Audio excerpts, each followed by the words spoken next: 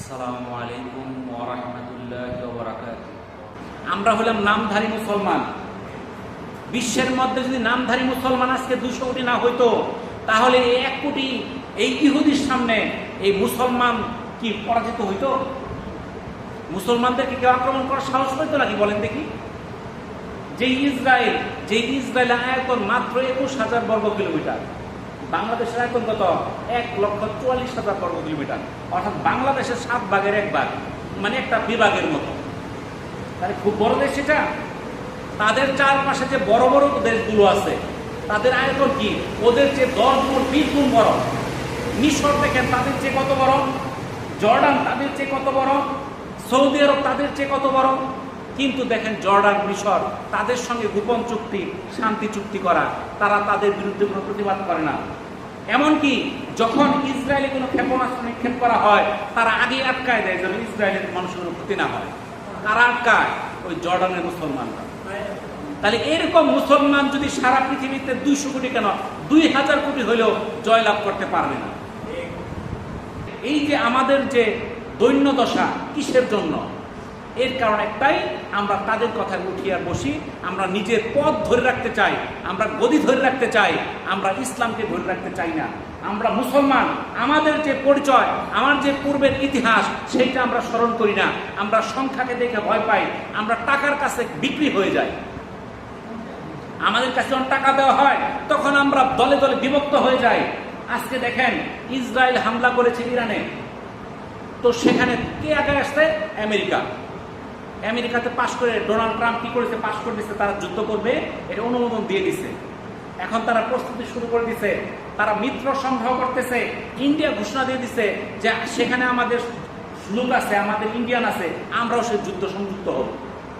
এখন তাদের মিত্র আরো যুক্ত হবে। কারা যুক্ত হবে? সকল ইহুদি নাসারা সব যুক্ত হবে। কিন্তু ইরানের সঙ্গে কেউ এখন পর্যন্ত যুক্ত হইতেছে না। যাও 2-1টা বলে, মুসলমানরা বলার সাহস পায় না। 2-1টা কথা বলে চীন বলে, রাশিয়া বলে, কিন্তু সৌদি আরব বলার সাহস পায় না, মিশর বলার সাহস পায় না, তার সঙ্গে জর্ডান বলার সাহস পায় না। তারা কিছুই বলে না। তারা তাকায় তাকায় দেখে, তাদেরকে মারবে আর তারা দেখবে। যেভাবে সাদ্দাম হোসেনকে মারছিল, যেভাবে ইরাককে ধ্বংস করে দিছিল, যেভাবে লিবিয়াকে ধ্বংস করে দিছিল, তারা এইভাবে তাকায় তাকায় দেখবে। একসময় তাদেরকেও ধ্বংস করবে, তারা তাকায় দেখবে। কিন্তু তারা যদি তখন প্রতিবাদ করত, তাহলে ইরাককে ধ্বংস করতে পারতো না, সাহস পাইত না লিবিয়াকে ধ্বংস করার জন্য, সাহস পাইত না সিরিয়াকে ধ্বংস করার জন্য। কিন্তু তারা এক চুপ থাকার জন্য সে মনে করতেছে আমার গদি যদি আমি ধরে রাখি, অন্য জয় মরে মরো। কিন্তু পরে যে তার মৃত্যুটা সামনে, এটা কিন্তু তার চিন্তার বিষয়, কিন্তু চিন্তা করতেছে না। তাহলে মুসলমান জাতি আজকে ভয়ে ভীত হয়ে গেছে। তারা মুসলমানের বিপদে আগায় আসে না। মুসলমান এমন একটা জাতি, আল্লাহ রসুল বলেছেন, মুসলমান একটা মানব দেহের মতো। একটা মানব দেহের কোনো অঙ্গে যখন ব্যথা পায়, সেই ব্যথাটা একটা জায়গায় স্থির থাকে না, তার সারা শরীরে ছড়ায় পড়ে, সারা শরীরে অস্থিরতা আসে, জ্বর আসে, কাঁপুনি আসে। এরকম ভাবে মুসলমান একটা জাতি, যে কোনো একটা প্রান্তে যদি একটা মুসলমান আহত হয়, একটা মুসলমান নির্যাতিত হয়, সারা বিশ্বের মুসলমান সেখানে উৎকণ্ঠিত, তারা চিন্তিত হয়ে পড়বে। কিন্তু আজকে আমরা চিন্তিত হচ্ছি না, আমরা উৎকণ্ঠিত হচ্ছি না। আমরা কিসের মুসলমান হইলাম? আল্লাহ রসুল বলেছেন, যারা ইমানদার, ইমানদারের পরিচয় হচ্ছে যখন তার মধ্যে কোনো, তার সামনে যখন কোনো মন্দ কাজ সংগঠিত হবে, তার সাহস থাকলে সেই কাজকে সে হাত দিয়ে বাধা প্রদান করবে। যারা এই কাজ করবে তারা প্রথম স্তরে ইমানদার। যারা এইটা পারবে না, অন্তত মুখের দ্বারা, কথার দ্বারা সেই মন্দ কাজটাকে বন্ধ করার জন্য চেষ্টা করবে, এগুলো দ্বিতীয় স্তরে ইমানদার। কিন্তু এরপরে এটাও যারা পারবে না, যারা অন্তর দিয়ে ঘৃণা করবে, মন থেকে ঘৃণা করবে, আল্লাহর কাছে দোয়া প্রার্থনা করবে, হে আল্লাহ মুসলমানদেরকে বিজয় দান করো, আর ইহুদি নাসারা যারা মুসলমানদের বিরুদ্ধে আছে তাদেরকে ধ্বংস করো, এই দোয়াটাও যারা করবে না, তারা তৃতীয় স্তরকে ইমানের কোন স্তরের মধ্যেই নাই। তাহলে আমাদের মধ্যে আমরা আছি, হাত মুখ দিয়ে কথা বলি না, হাত দিয়ে ফিরাই না, আমাদের অন্তরের মধ্যেও লাগে না এই যে আমাদের মুসলমানদের ভাইগুলোকে হত্যা করা হয়েছে। আমাদের প্রত্যেকটা দিন ফিলিস্তিনের শত শত নিরপরাধ মুসলমানকে হত্যা করা হচ্ছে। গড়ে প্রতিদিন 100-র কাছাকাছি ফিলিস্তিনি, গতকালকে 92 জন মারা গেছে। এখন পর্যন্ত কাগজপত্রে প্রায় 70,000 মারা গেছে এই যুদ্ধে। এই 1-1.5 বছর ধরে যুদ্ধ চলতেছে। এছাড়াও অনেক নিখোঁজ আছে, লক্ষ লক্ষ লোক পঙ্গু হয়ে আছে, তারা খাবার পাইতেছে না, না খায় জীবন যখন গাছের লতা পাতা পর্যন্ত খায় তারা জীবন বাঁচানোর চেষ্টা করতেছে। আমরা মুসলমানদের চায় চায়, তাকায় তাকায় শুধু দেখতেছি। সেই যে ইসরায়েল একটা ছোট্ট একটা জায়গা, একদম ছোট্ট একটা আমাদের বাংলাদেশের বিভাগের মতো জায়গা, 1 কোটির মতো লোক আছে সেই ইসরায়েলে। আবার ইসরায়েলের কিন্তু সকল মানুষই ইহুদি তা কিন্তু না, সেখানে 73.6% লোক আছে ইহুদি, বাকিরা মুসলিম সহ অন্য ধর্মেরও আছে। তাহলে 1 কোটি লোক তো ইসরায়েলে নাই, তার পাশে যে অনেক কোটি মানুষ আছে মুসলমান, তারা কি করতেছে? সেই ইহুদিদের উপর যদি মানুষ হাইটাও চলে যায় তাও তো ওগুলো মরে শেষ হয়ে যাবে। ওখানে কি আছে তাদের?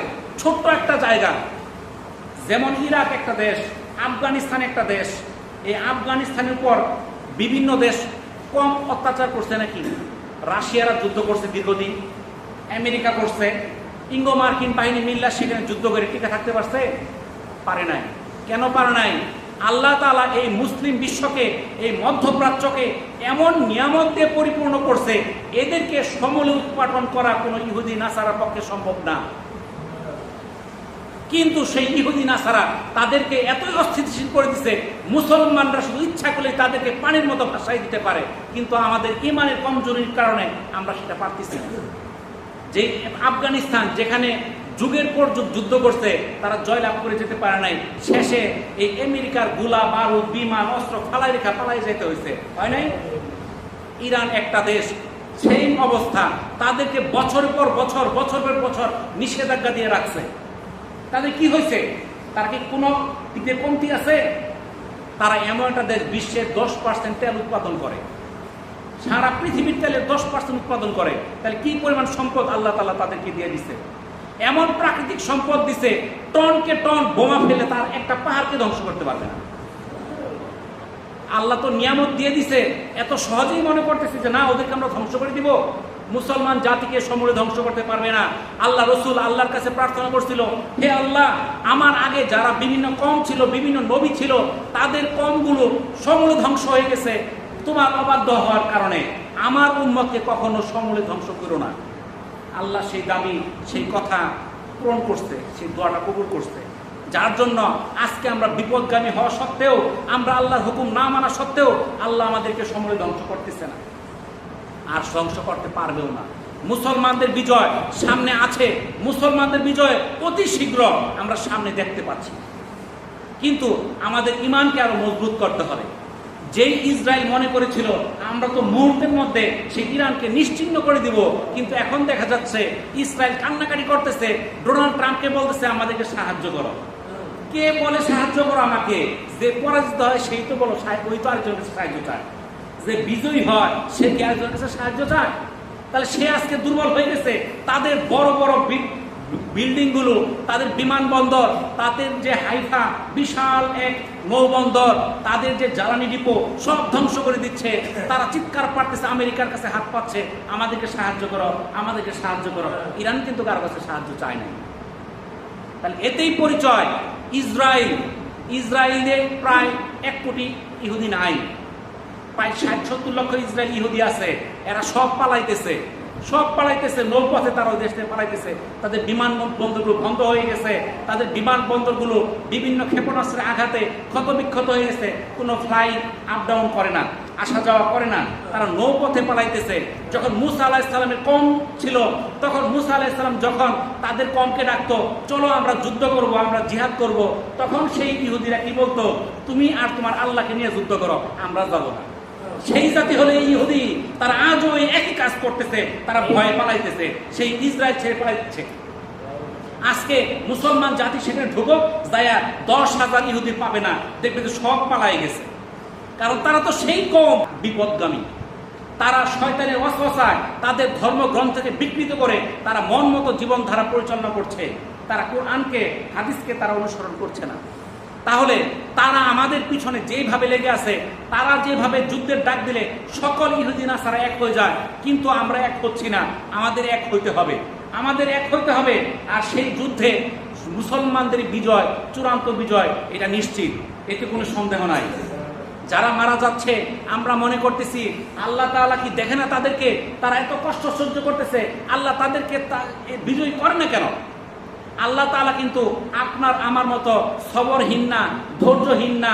আল্লাহ তাআলা এই পৃথিবী সৃষ্টির 50,000 বছর আগে ইতিহাস লিখে দিয়েছেন, কোথায় কি হবে, কখন ওখানে বিজয় হবে, কখন পরাজয় হবে, কারা মারা যাবে, কারা আহত হবে, কারা পঙ্গু হবে।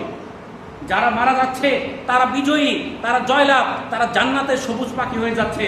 আর আমরা তাকায় তাকায় দেখতেছি, আমরা কিন্তু শহীদ পথযাত্রী হতে পারতেছি না। আমি আগের জুমায় আলোচনা করেছিলাম, আল্লাহর কাছে সবচেয়ে পছন্দনীয় 2টা ফোঁটা আর 2টা চিহ্ন। একটা ফোঁটা হচ্ছে আল্লাহর ভয়ে চোখের নির্গত অশ্রু, আরেকটা ফোঁটা হচ্ছে জিহাদের নির্গত রক্ত। আপনি আমি কি দিতে পারছি? যারা ওখানে শহীদ হয়েছে তারা দিতে পারছে, তারা সেই সৌভাগ্যবান। আর 2টা চিহ্ন, যারা আল্লাহর রাস্তায় জিহাদ করতে যায় শরীরে আঘাতের চিহ্ন, আরেকটা চিহ্ন হলো কোনো ফরজিয়ত আমল করতে যায় তার শরীরে চিহ্ন। সেই চিহ্নটা আল্লাহর কাছে খুব পছন্দনীয়। আমরা নামাজ পড়তে যে অনেকে মাথার মধ্যে কপালে চিহ্ন হয়ে যায়, দাগ হয়ে যায়, পায়ের গোড়ালির মধ্যে চিহ্ন হয়ে যায়, বিভিন্ন চিহ্ন হয়ে যায়। এই চিহ্নগুলো আল্লাহর কাছে খুবই পছন্দনীয়। আর জিহাদে যাওয়ার পর হাত নাই, পাও নাই, চোখ কান অন্ধ হয়ে গেছে, তারা বিভিন্নভাবে অঙ্গগুলোকে নষ্ট করে ফেলছে, এই চিহ্নটা আল্লাহর কাছে খুবই পছন্দনীয়। সেই সৌভাগ্য লাভ করেছে সেই ইসরায়েলের বিরুদ্ধে যারা বোমার সামনে দাঁড়িয়ে পাথর দিয়ে যুদ্ধ করতেছে, রাইফেল দিয়ে দাঁড়ায় থাকে, সেই ফিলিস্তিনের যুবকরা পাথর নিয়ে তাদের বিরুদ্ধে দাঁড়াতে ভয় করে না। তারাই তো হচ্ছে সেই জান্নাতে যাওয়ার সেই উত্তরসূরি। কার উত্তরসূরি? ওমর ইবনুল খাত্তাব রাদিয়াল্লাহু তাআলা আনহু, উসমান ইবনে আফফান রাদিয়াল্লাহু তাআলা আনহু, আবু বকর রাদিয়াল্লাহু তাআলা আনহু, তাদের উত্তরসূরি তো তারা। আর যারা আমরা তাদের পক্ষ নিতে ভয় পাই, আমরা কিন্তু তাদের উত্তরসূরি হতে পারি নাই। আমরা নামধারী মুসলমান, আমরা মুসলমান পরিচয় দিতে ভয় পাই। যদি বলা হয় যে মুসলমান আমাদের বাংলাদেশে তো মুসলমান আমরা বলি 17 কোটি 18 কোটি মুসলমান আছে বলি, যদি বলি যে আমরা ইসলামী শাসন কয়জন চাই, তখন দেওয়া মানুষ অর্ধেক নাই। আমাদের মুসলমানের পরিচয়টা কি? আমাদের পরিচয় হবে ইসলাম। আপনি দেখেন ইন্ডিয়াতে, আমাদের পাশের দেশ ইন্ডিয়া, তারা ভোট চায় কিসের জন্য? তাদের ধর্মের জন্য। তাদের ধর্মকে আগে রাখে, ধর্মকে তারা হাতিয়ার বানায়। মুসলমানদের অত্যাচার, নির্যাতন, এগুলোর মাধ্যমে তারা ভোটকে তারা হাতিয়ার হিসেবে গ্রহণ করে। আর আমরা আমাদের ধর্মের পরিচয় দেই না, আমাদের ধর্মীয় পরিচয় দিতে ভয় পাই, যার জন্য আজকে আমরা নিষ্পেষিত হচ্ছি, আমরা নির্যাতিত হচ্ছি। আমাদের সেখান থেকে বের হয়ে আসতে হবে। আমাদেরকে আল কোরআন এবং সুন্নাহর আলোকে আমাদের জীবন ধারণ করতে হবে। সব নেতৃত্বের বিকাশ ঘটাইতে হবে, আমাদেরকে ইসলামের ধারায় আগাইতে হবে। আমাদের সেই ইহুদি নাসারাদের সেই যে মিথ্যা ধোঁকা, তোমরা জনসংখ্যা কমাও, তোমাদের জনসংখ্যা বেড়ে যাচ্ছে, তোমরা অসাম্প্রদায়িক হও, তোমরা ধর্মীয় লেবাস বাদ দাও, এই ধোঁকায় আপনারা আমরা যদি পড়ে যাই, তাহলে তাদের খেয়ালে আমরা থাকবো।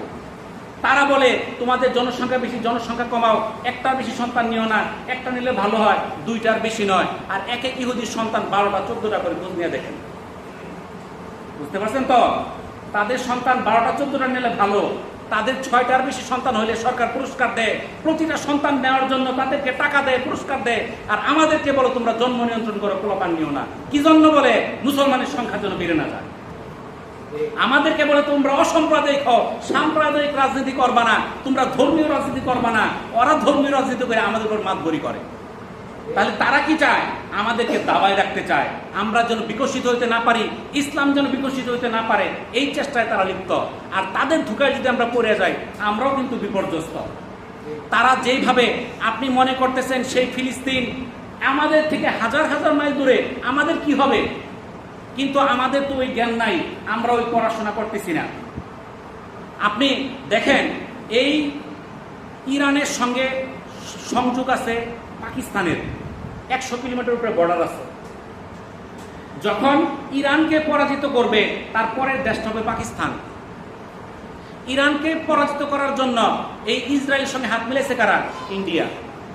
যখন সেই ইন্ডিয়া, সেই ইসরায়েল ইরানকে পরাজিত করবে, তাদের পরবর্তী হাত থাকবে বাংলাদেশ আর পাকিস্তান। যদি পারমাণবিক যুদ্ধ শুরু হয়, যদি ইরানে বোমা ফেলে, এরপরে মনে করবেন পাকিস্তান আর বাংলাদেশও করবে। আপনি যে মনে করতেছেন না বাংলাদেশে বৈশা আরামে থাকবেন, আপনাকে কিছুই করবে না, আমাদের লিস্টে তাদের নামটাও আছে, আপনি গবেষণা তাদের শুনে দেখেন। আমাদেরকে একত্রিত হইতে হবে, আমাদের ইমানকে মজবুত করতে হবে, আল্লাহর হুকুম আহকামকে মেনে নিতে হবে। আপনি যদি কোরআনকে ধরতে পারেন, আপনি সঠিক পথে চলতে পারবেন। আর যদি কোরআনকে ধরতে না পারেন, আপনি সঠিক পথে চলতে পারবেন না। আমাদের আল্লাহ রসুল বলে গেছেন, আমি চলে যাচ্ছি, তোমাদের জন্য দুইটা জিনিস রেখে যাচ্ছি, এই দুইটা জিনিস যদি আঁকড়ায় ধরতে পারো তোমরা কখনো বিপদগামী হবে না। এর একটা হলো আল কোরআন, আর একটা হলো সুন্নাহ। তাহলে এই দুইটাকে আমাদের কি করতে হবে? আঁকড়ায় ধরতে হবে। ওয়া আখিরু দাওয়ানা আনিল হামদুলিল্লাহি রাব্বিল আলামিন। আসসালামু আলাইকুম ওয়া রাহমাতুল্লাহি ওয়া বারাকাতুহু।